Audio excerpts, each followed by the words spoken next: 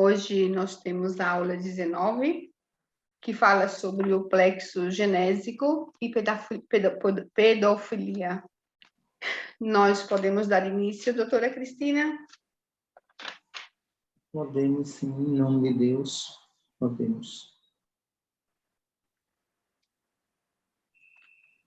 Início da apostila, passo a palavra a quem? Com perguntas?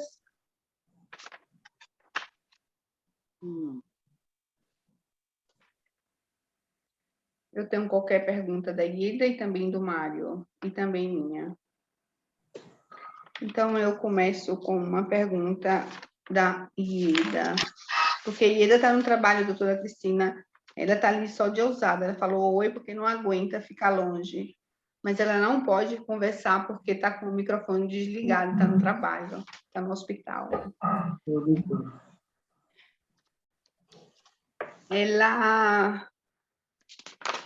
Eu tentei ver aonde que é essa pergunta na apostila, não consegui. Então, eu vou fazer a minha, que eu sei que está na segunda página. Ninguém tem na primeira, não é isso? Eu tenho aqui na segunda. E fala sobre essa lei de afinidade mental, doutora Cristina, porque durante a aula, a senhora deixou muito claro que a pedofilia não é um problema de obsessão, mas sim de inferioridade do espírito.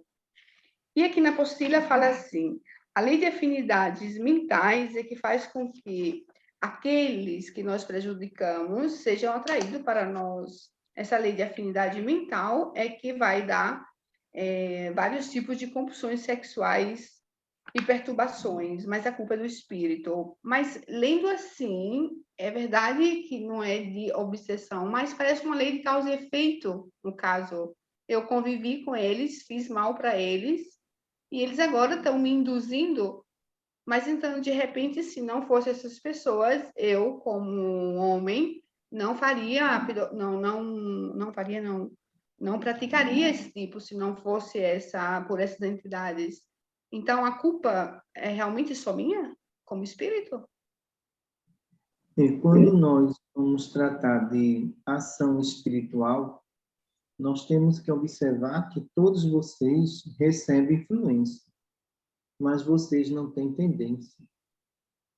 Influência e tendência são arquivos mentais trazidos de vidas passadas. Então, a partir do momento que existem os dois fatores, então os riscos são bem maiores. Mas quando a gente vai tratar da tendência, a gente sabe que o espírito errou diversas vezes no mesmo ponto de vista. Então, ele não precisa da ação de outro espírito para ele atuar como pedófilo. Ele próprio já é perturbado. Ele próprio já não tem direção nenhuma. Isso é inferioridade espiritual. Então, essa atitude, muitas vezes, em muitos casos que temos observado nesses nossos irmãos, foram fraquezas de vidas passadas trazidas na existência atual. E isso é muito complicado nós falarmos que essas pessoas são pessoas doentes. Elas não são pessoas doentes.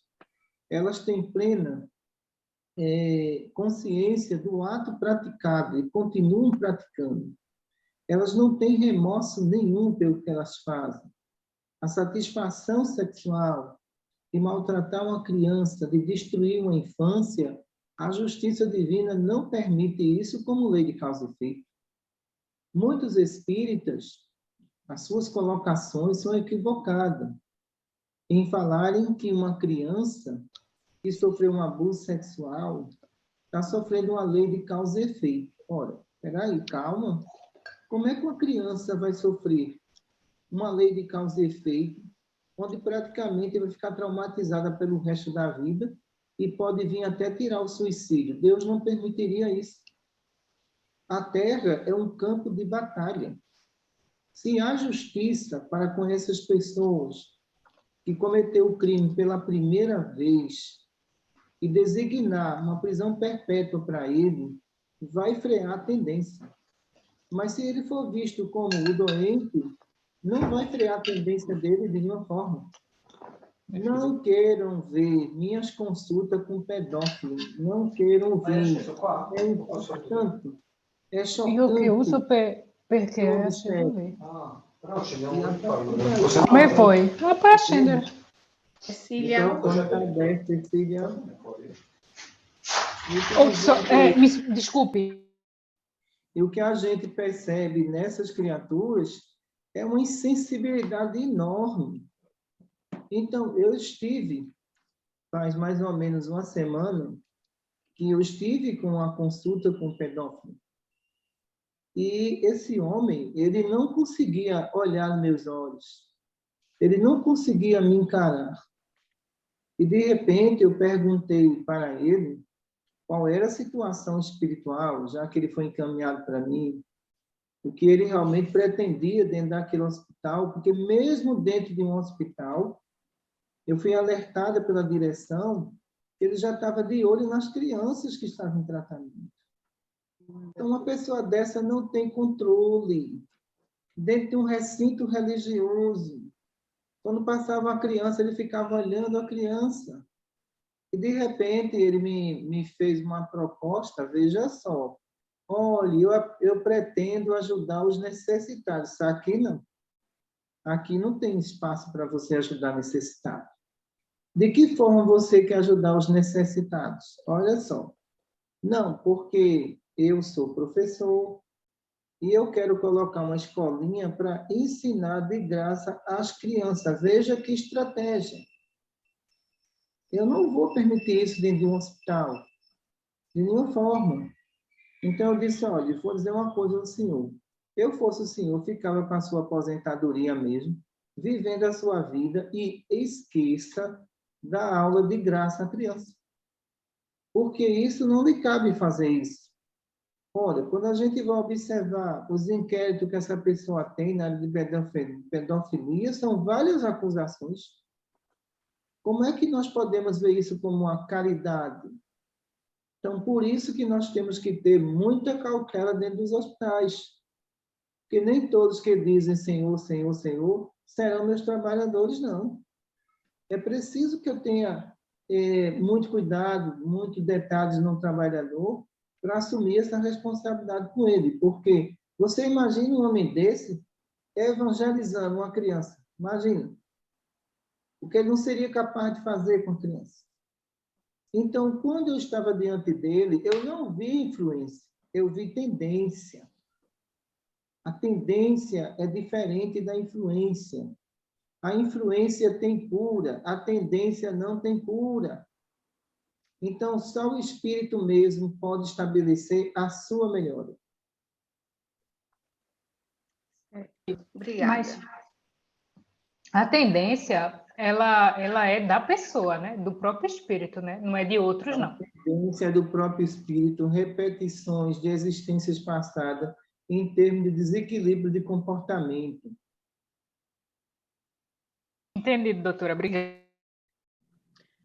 A Ieda pergunta: quando a senhora fala das imperfeições e quedas sexuais desses espíritos dentro da evolução e do equilíbrio, ele tem que progredir sexualmente, não pode estacionar.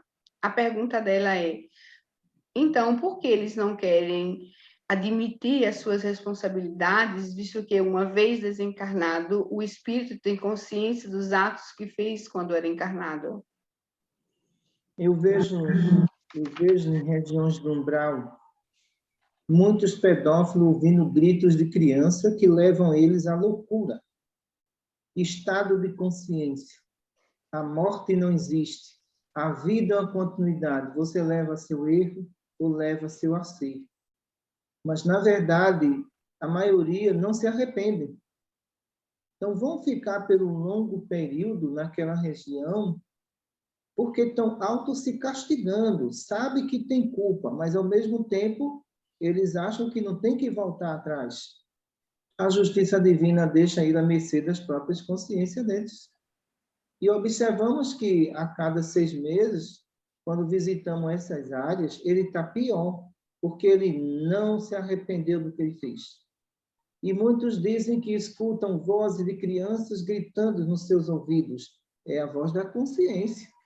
de ato que eles praticaram, de infância que eles destruíram. Deus, com a sua misericórdia superior, dá uma oportunidade a um espírito desse, e ele, mais uma vez, acaba com a infância humana. Então, na Terra não tem espaço mais para essas pessoas. Infelizmente, eles vão ter que ir para mundos transitórios ou então mundos inferiores.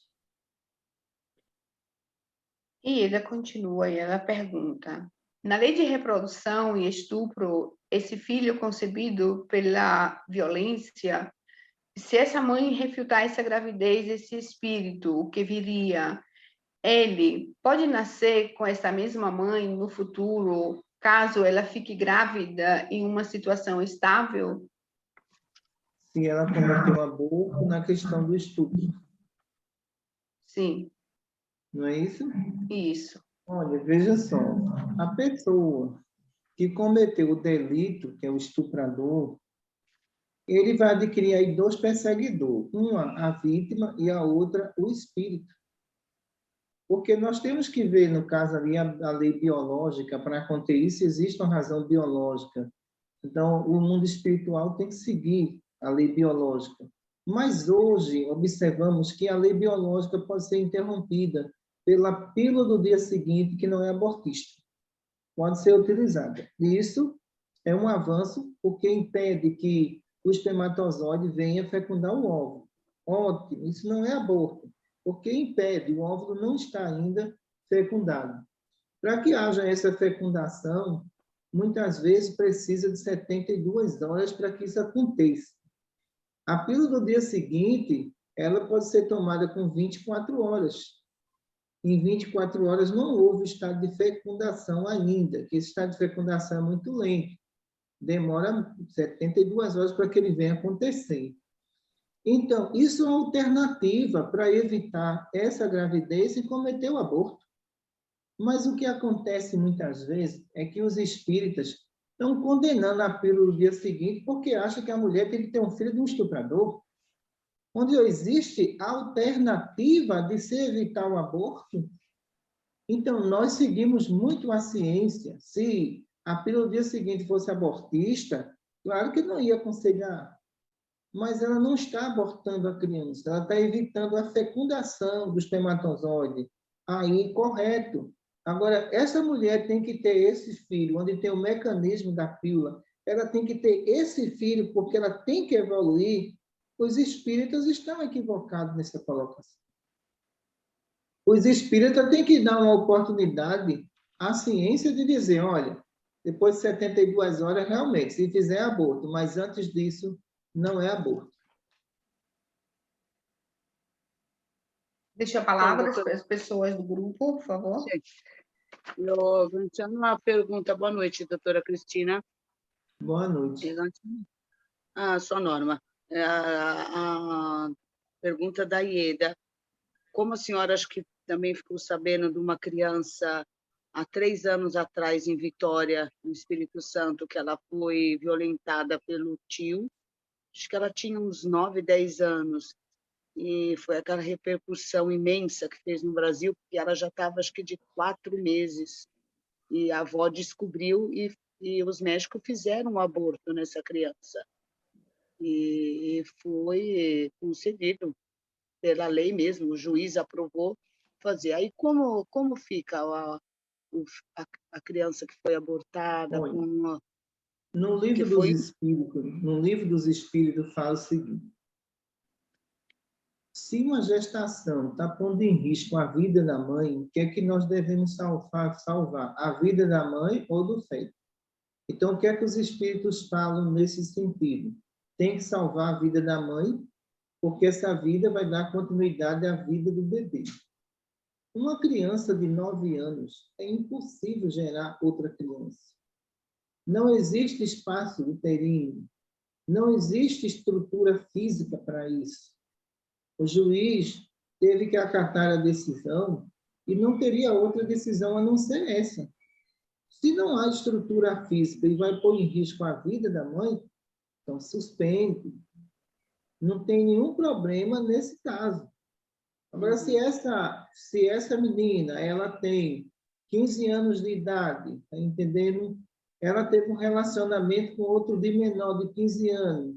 Não foi aborto, ela foi concebida naturalmente. Se ela fizer, ela responde.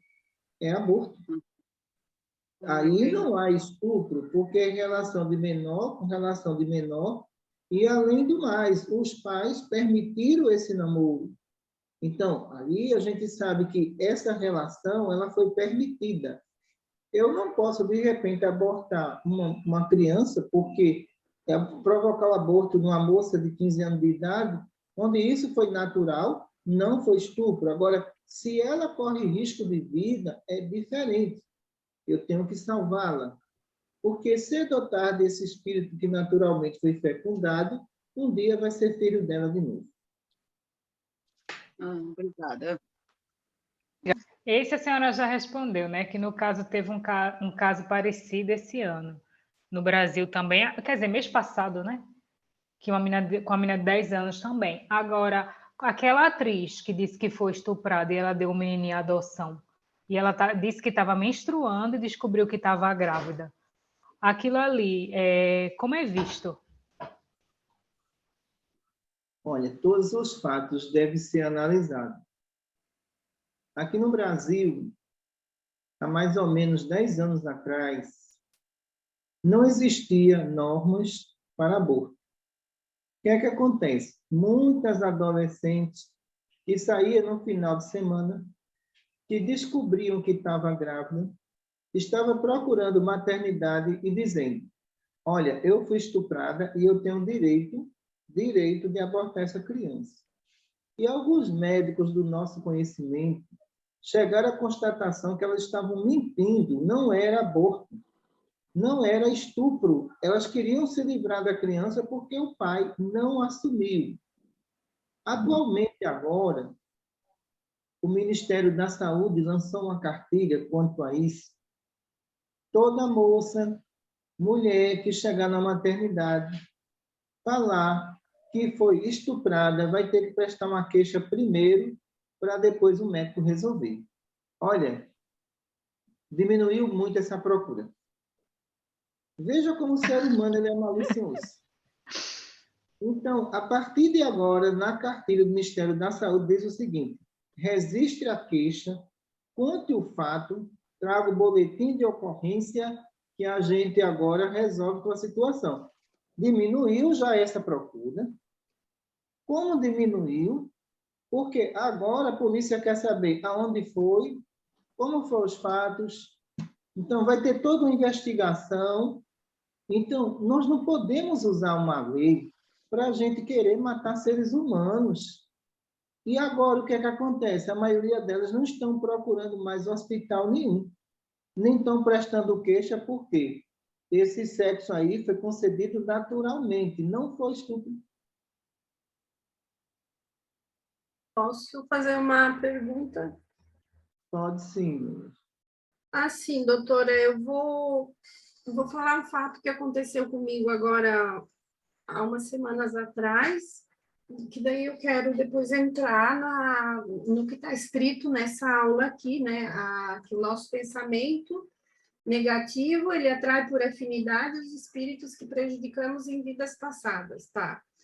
Eu tenho uma coisa que acontece comigo que eu não consegui ler o livro. Vou dar um exemplo do mais recente, o livro Memórias de um Suicida, porque eu ficava com aquelas imagens na cabeça. Eu não consigo ver um filme agressivo que seja de terror, porque eu começo a me arrepiar e fico mal. Teve uma aula do seu Vandir de uma criança que sentia que picava todo o corpo aí dentro do hospital e tal. E aí, esse espírito, na aula, o seu Vandir falava que demoraram muito para fazer ele falar, que levou 6 meses e tal. E no dia que eu estava escutando essa aula, no carro, indo trabalhar, eu comecei a me arrepiar toda. Enfim, depois eu cheguei no trabalho, dor de cabeça, vomitei muito e passei mal. Há uns dias atrás, eu estava fazendo a aula 20 de sexo em grupo e pedofilia, sexo em grupo com animais, né? Uma coisa assim. Eu levei 2 dias para fazer a aula, porque me fugia o pensamento.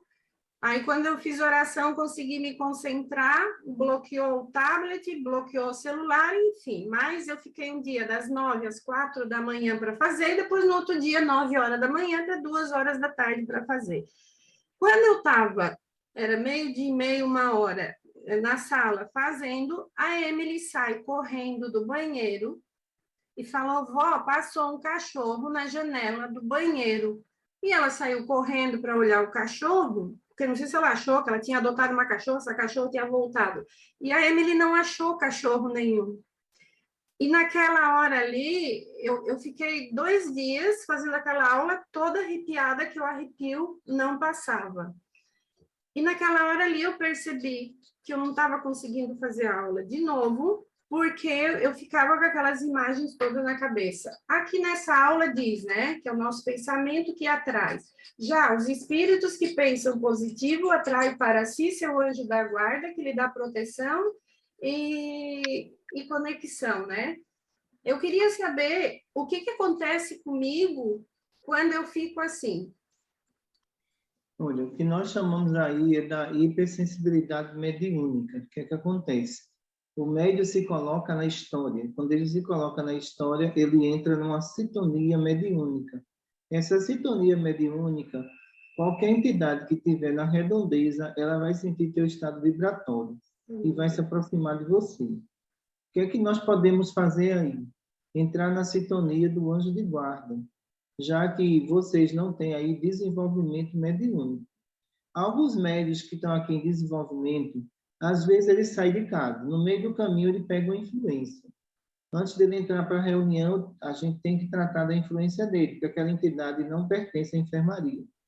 Quem tem hipersensibilidade mediúnica, não se concentre muito na história. Quando você se concentrou no livro Memória de um Suicida, ainda existe espírito que está no Vale do Suicida e o nome dele está no livro. Quando você toma aquilo para si, você emite vibrações de onde ele está e ele responde para você. Isso acontece por causa da hipersensibilidade mediúnica. Então, o que eu aconselho a esses médios é sempre entrar em sintonia com os de guarda para que o campo magnético de vocês seja mais positivo do que misto. Quando ele é misto, você pega mais influência e tem menos proteção. Quando ele tem uma estrutura só para o anjo de guarda, então tu vai ter mais assistência e menos influência espiritual. É isso que acontece na hipersensibilidade.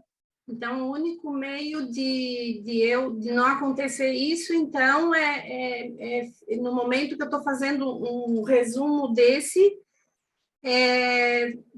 chamar sempre o anjo da guarda, porque eu fiz a oração antes, né? Quando eu vi que estava bloqueando tudo, eu também pedi ajuda.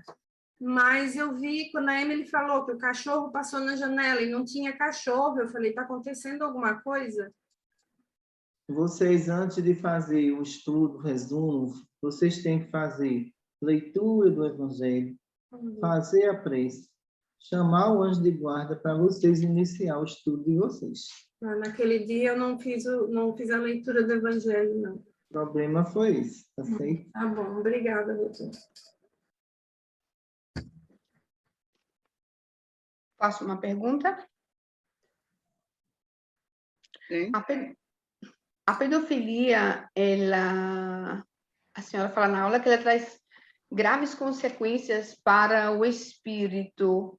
E a primeira a ser observada é a degeneração no plexo genésico. Por quê? Porque são as energias que ele machucou essa criança durante esse ato sexual e o plexo recebe, né? E quando das pessoas que vêm no hospital, quando elas estão com 60, 65 anos, elas desenvolvem câncer no pênis ou na próstata.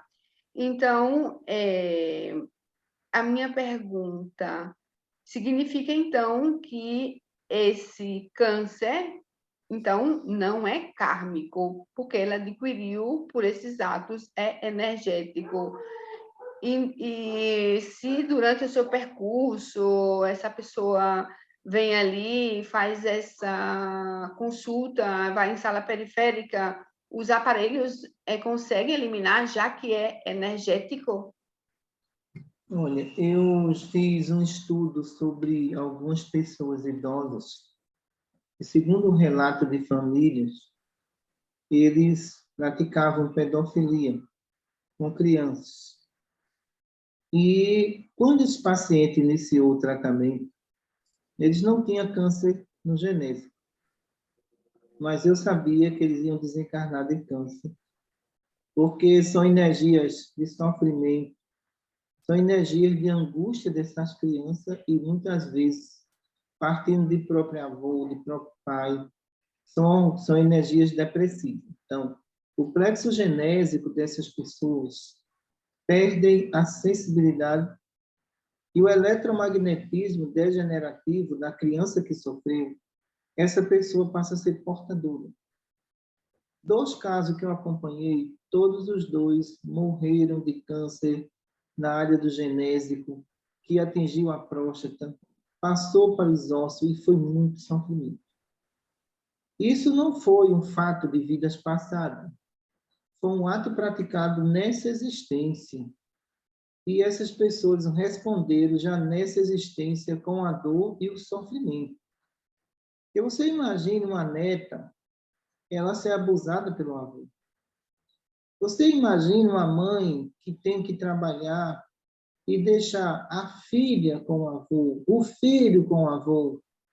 E eu vi essa mãe desesperada porque a filha contou que o avô abusava dela e o menino também. Então, isso são coisas que a gente vive aqui na vida real. E a gente olha para aquelas crianças e muitas vezes eu tenho que controlar meu emocional porque eu estou vendo o que aquelas crianças estão pensando. Por que meu avô? Por que ele fez isso comigo? Então, eles não sabem qual é o destino deles agora. O que eles vão fazer, em quem eles vão confiar. E aquela mãe de lado, como é que eu vou trabalhar, doutor? Eu vou deixar esses meninos com quem agora? Então, o pedófilo ele tem que responder sobre seus atos, sim. Ele tem que responder. E o índice de maior pedofilia está entre parentes, não é vizinho, não. É parentes. É pai, é tio, é avô. E as famílias não querem denunciar com vergonha. Não querem denunciar porque é o pai, porque é o avô. É para denunciar, sim. Porque muitas crianças que eu vi, de 11 anos de idade, que foram abusadas, elas ficaram decepcionadas com seus pais que não denunciou o avô. Se não há uma denúncia, aquela criança se vê indefesa, sem destino, porque ela diz, meu pai e minha mãe era para me defender e ficaram calados. E essa pessoa vai continuar, pessoal, vai continuar fazendo isso. Como é que pode uma coisa dessa? Obrigada. Faço a pergunta do Mário. Alguém tem?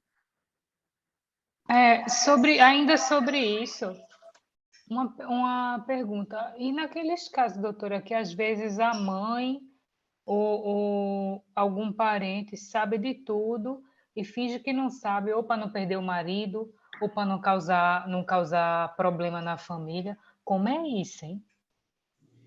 Isso é psicopatia. É pior do que o pedófilo, porque apoia a pedofilia. Então, a partir do momento que eu vejo muita coisa nessa região e eu tenho que alterar minha voz para dizer que tem que se fazer justiça, muitas famílias elas terminam recuando. Elas não aceitam isso de jeito nenhum. Eu vou contar um fato para vocês de um pai de 60 anos que tinha relação com a filha de 40 e todo mundo sabia. A mãe sabia, as irmãs sabiam. Então, isso é um absurdo. E eu disse, vocês não fazem nada, não. Vocês é cúmplice dessa situação. E ainda por cima vem me pedir consulta. A primeira consulta é com o delegado, né, filho? Não é comigo, não. porque isso é um absurdo que aconteça e eles observam isso como algo normal. Todos são doentes, nenhum toma atitude. E muitas vezes o que a gente observa são pais que deixam as filhas com fome nessa região, só dão de comer a elas se elas tiverem relação com eles, entendeu? Se elas não tiverem, fica com fome e a mãe aceita isso. Isso é um absurdo uma coisa dessa acontecer. Isso não pode acontecer no mundo atual de hoje, mas acontece na região Nordeste. Então, quando a gente vai conversar com a família não aceita nenhuma decisão. Não podemos fazer nada.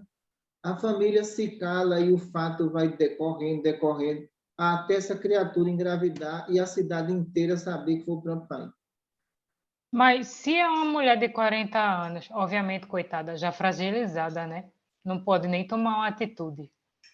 Porque Não pode né? tomar atitude porque não tem apoio da mãe, não tem apoio dos irmãos, não tem apoio de ninguém. Vai fazer o quê? Ser submissa ao próprio pai nos abusos sexuais praticados por ele. Eu tenho uma paciente aqui, Maria Cláudia, que está comigo aqui faz 2 anos. Essa paciente se tornou esquizofrênica por causa do pai. Olha que o pai não abusou dela, o pai ameaçou abusar dela, ameaçou, ela enlouqueceu. Até hoje eu trato dela que enlouqueceu, uma pessoa de boa aparência, educada, mas qual é o desejo dela quando ela entra aqui? Ela diz, doutora, por que eu não morri ainda? Por que Deus não me leva? Uma pessoa dessa não se recupera mais. E às vezes eu brinco com elas, olha, porque não chegou a hora, vamos deixar disso, vamos esquecer isso aí, tá certo? Você tem que viver.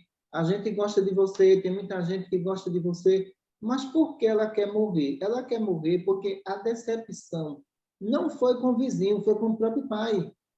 Então, para ela, o mundo dela acabou ali, pessoal. E aí, uma paciente dessa, ela não recebe alta nunca. Se eu der alta a ela, ela se mata. Então, enquanto ela estiver em alta, a gente está aqui no preparo psicológico, amenizando o sofrimento dela, que eu sei que não é fácil. Quando o próprio pai disse, olha, quando eu sair desse hospital material que eu estou doente, a primeira coisa que eu vou fazer é me estuprar. Você ouviu isso do seu pai? Então, o seu mundo acabou ali, o mundo dela acabou ali, a vida dela acabou ali, ela ficou sem história, sem nada na vida, eu reconheço isso. E eu tenho muito amor a ela e muita paciência com ela. Não casou nem nada, não tem ninguém, né, doutora Cristina? Não casou, nem casa por causa do trauma, tá entendendo? E vez por outra chega aqui surtada quando se lembra da proposta do pai. Meu Deus. É um absurdo. É sim. Covardia. Tem uma pergunta do Mário. O Mário fala, estudamos que a partir da fecundação do óvulo, o perispírito abastece a glândula do timo de fluido vital e este distribui aos outros plexos. Quando chega na hora da morte, o perispírito inicia a consumir o fluido vital que o timo recolhe dos plexos. Nessa lição 19 diz que a energia do plexo genésico é uma energia independente, porque se o plexo genésico fosse coligado aos outros plexos, pensamos sempre ao sexo. E a pergunta do Mário é, e da onde é que vem essa energia vital ao plexo que ele desenvolve durante os anos, chegar na idade adulta? Olha, as energias do genésico, elas são independentes. Independente porque os outros plexos, eles precisam de nutriente para que ele produza energia. O genésico não, ele já vem determinado com a própria energia. Por isso que essas energias, quando elas são degenerativas na pedofilia, imediatamente aquele plexo sofre danos que vai atingir o órgão sexual e a próstata, tá entendendo? Então, mais ou menos, eu estou entendendo aonde seu Mário quer chegar nesse ponto de vista. Na medida que diminui o fluido vital Então, esse plexo genésico, ele pode ainda ficar ativo. Isso depende muito da psicopatia daquela pessoa e dos pensamentos negativos que ela vai gerar. Algumas entidades espirituais que têm problemas também de perturbações, ele pode influenciar o plexo genésico, mas aí, no caso de mulheres, já tem muitas infecções urinárias. No caso dos homens, é mais complicado. Eles partem logo para um câncer de próstata. Nesse sentido, o que é que a gente encontra aí? O funcionamento desse plexo é que vai gerar nos homens a compulsão sexual. Mas essa compulsão, ela acontece por causa de entidades que estão próximas a ele. Quando não existe essas entidades e o plexo vai se desgastando com a idade, com os fatores orgânicos, então, esse é um estado normal do genésico. Aconteceu o desgaste dele. Então, na hora da morte, o que é que acontece? O espírito não está preso ao sexo nem à sexualidade. Ele está preso à moral dele, à condição evolutiva dele. Ele não está pensando em nada de sexo nem sexualidade. Ele construiu luzes, foi no coração, não foi no plexo. E essas luzes estão ali. A partir do momento que alguns, na hora da morte, eles são compulsivos e pedófilos, eles sentem dores horríveis no genésico, porque as energias estão concentradas ali. E a pedrificação do genésico, muitas vezes acontece neles. Quando diz pedrificação, é porque realmente esse genésico ele trava. E essas dores, mesmo como desencarnados, são horríveis nesses homens, entendeu? Certo. Obrigada. Eu teria ainda 2 perguntas de Ieda. Passo a palavra para vocês, meninas. Eu queria perguntar para a doutora Cristina, que a senhora fala aqui do arrependimento. E os padres que entram para seguir como eles falam, a vocação deles, e depois vocação tem muito pouco, e o que eles fazem é a pedofilia. Como é visto na lei de Todo Deus? aquele que segue Jesus tem que ter luz nos seus corações, esquecer seu passado, esquecer seu vício e se renovar. Muitos padres que a gente observa, e alguns deles moralizados, que passou pelo Nordeste, passou muito padre moralizado no Nordeste, que construiu muita coisa boa.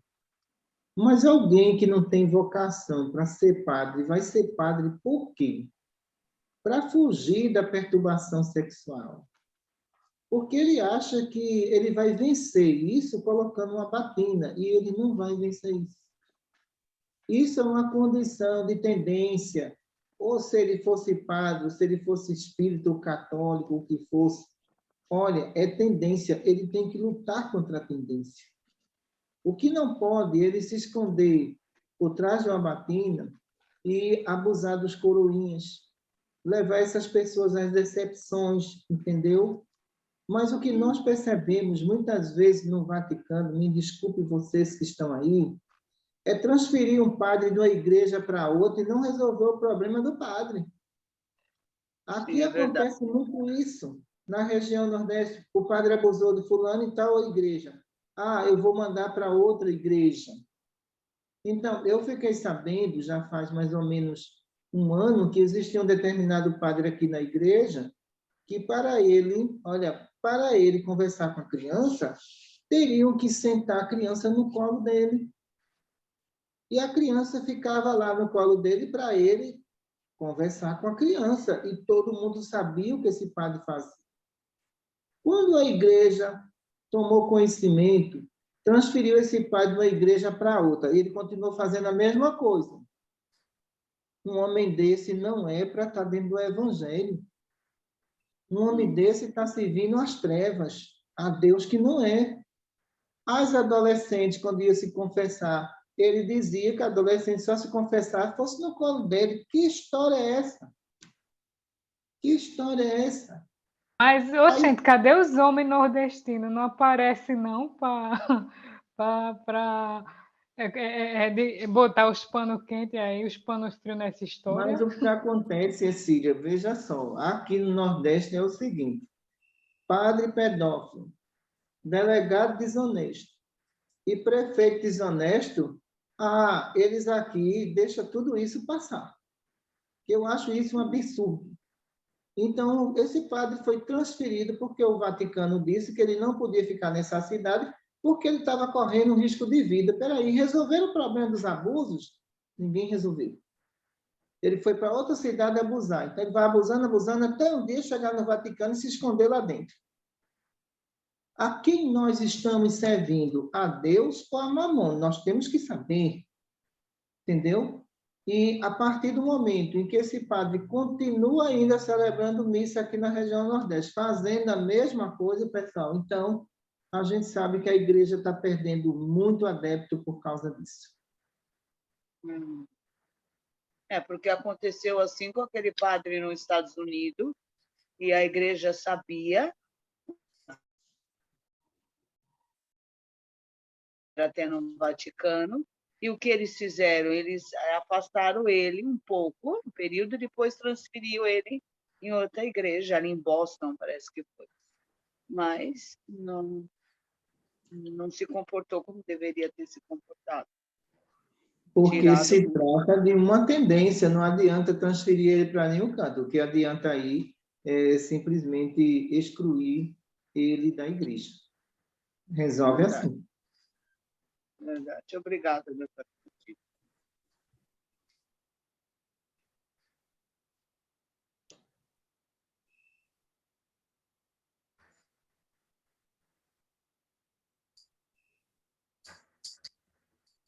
Ana, está fechado o teu microfone.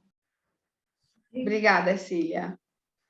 Pergunta da Ieda. Ela pergunta: perante a justiça divina, qual o tratamento de uma mãe que tira a vida do próprio marido ao descobrir que a sua filha está sendo abusada por ele?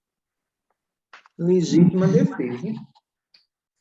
Legítima defesa. Para a justiça divina, é legítima defesa. Olha, ela foi defender sua própria cria, né?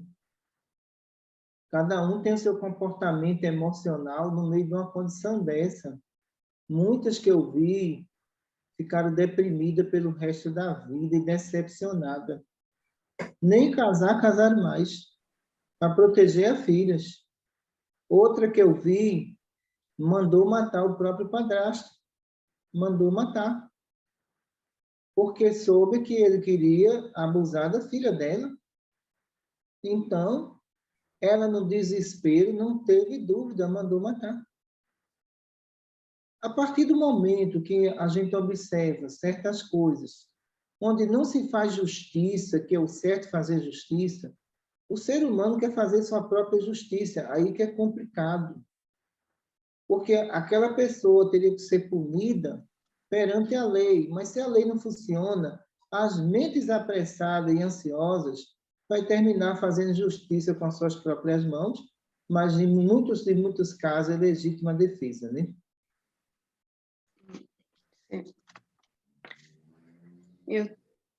Obrigada. Eu passo a palavra, porque senão eu fico só eu, mesmo com uma de um, outra de outro, ou continuo? Continuo. Ieda pergunta. Na apostila tem uma frase que fala: Deus não condena provas para condenar, e que a senhora explica que é um erro de interpretação, porque a prova está contida na personalidade do espírito. Então, quando a senhora fala dessa personalidade, tem alguma referência ao perispírito ou a senhora está falando próprio do espírito? Que essa personalidade dele é contida também energeticamente no perispírito, ela fala assim, né? Ele se veste com o seu corpo. Está no perispírito ou está no ser inteligente?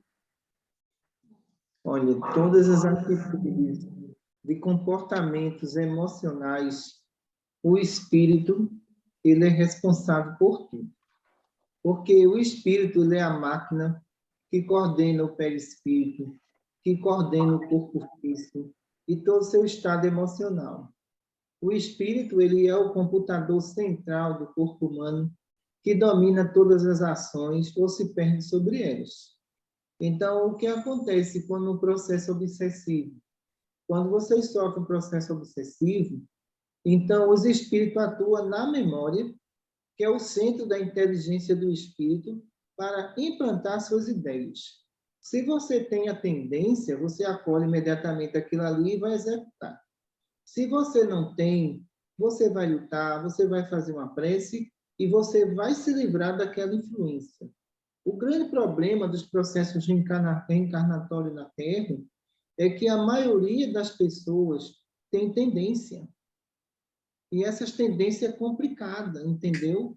São envolvimento com entidades trevosas para se fortalecer no mal, são tendências. E tendências, a gente sabe, que pode levar uma sociedade inteira, pessoal, à falência total da moralidade. Quando a gente vai retratar na história Sodoma e Gomorra, por que Deus resolveu tomar aquelas cidades como exemplo para a humanidade? Porque a maioria era tendência, não era influência. A maioria não tinha moralidade nenhuma. Então, por isso que aquele ciclo teve que se interromper através da destruição de Sodoma e Gomorra.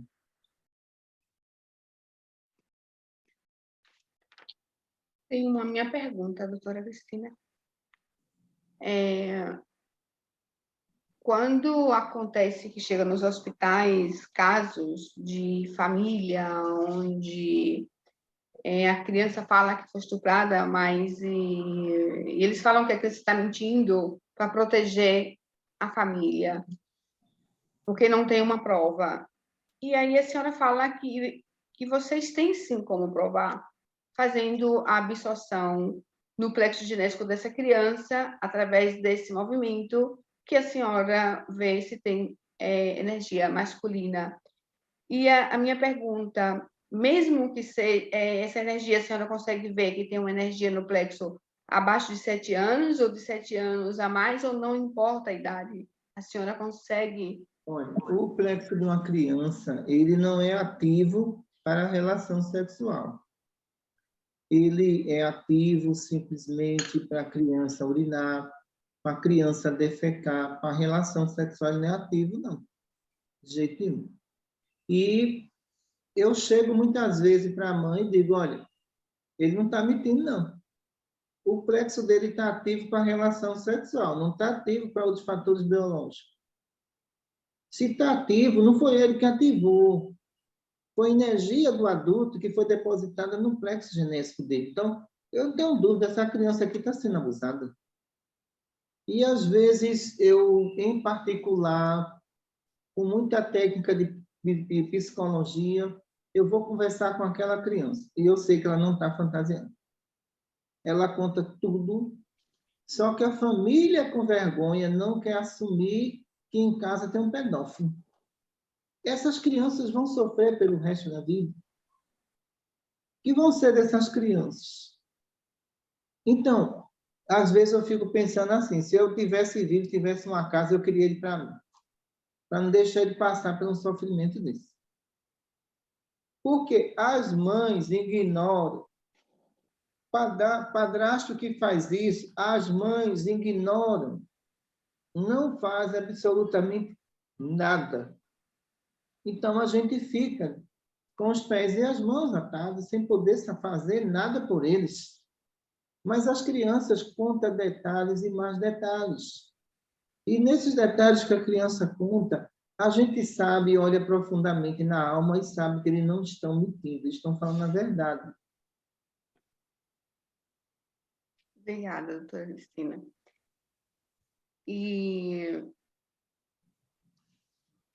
Mas essa energia, doutora Cristina, lá quando a senhora faz a percepção dessa energia, a senhora pensa na energia, eu me pergunto, como é que... Sim, o que a gente faz ali, o passe não é uma emissão, não é isso? Você não está emitindo? O pensamento a gente absorve. Quando a gente absorve, a mão do médium fica toda dormente. Então, a gente absorveu o fluido do adulto e identificou que houve abuso sexual. Na emissão, a gente joga o fluido. Na absorção, a gente atrai ele para o campo magnético do meio, onde vai ter arrepios generalizados. Então, houve abuso. Ah, ok. Se esse arrepio não vem, então é fantasia da criança.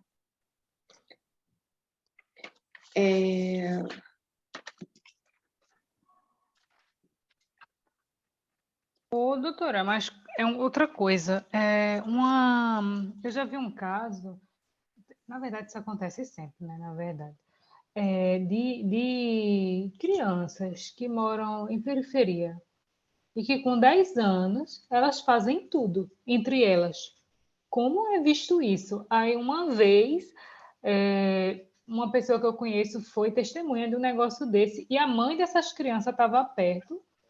Aí duas vizinhas foram lá e disseram: olha, está acontecendo isso e isso, essas crianças estão fazendo isso e isso. Ela, deixa para lá, não é nada demais. Como é visto isso, hein? Porque a senhora acabou de dizer. Existe tudo isso porque não existe mães que têm amor a seus filhos. Porque mãe, quando tem amor ao filho, é como uma leoa que defende seus filhotes. Quando ela não tem amor aos filhos, ela já destruiu a relação dela, a vida dela, e agora partiu para destruir os filhos. Então, isso é doença.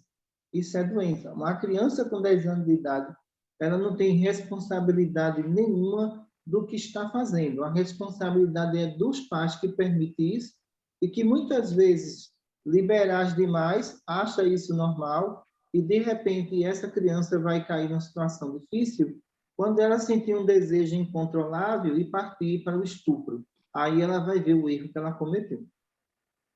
Ok.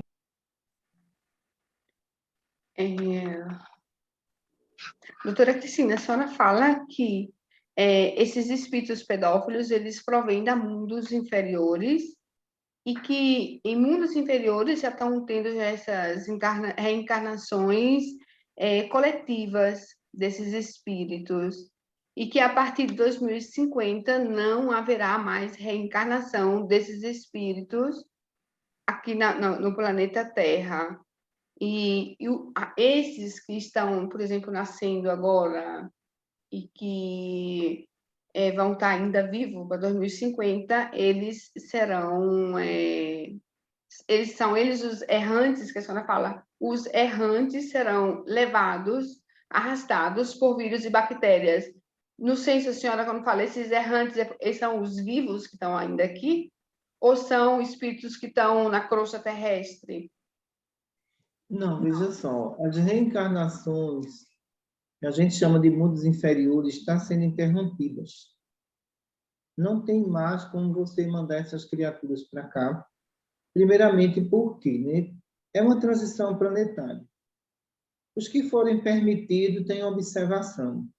Se não atingir um índice de melhora moral, vão ter que ser recolhidos. É interrompido aquela existência para que ele não faça vítima na Terra.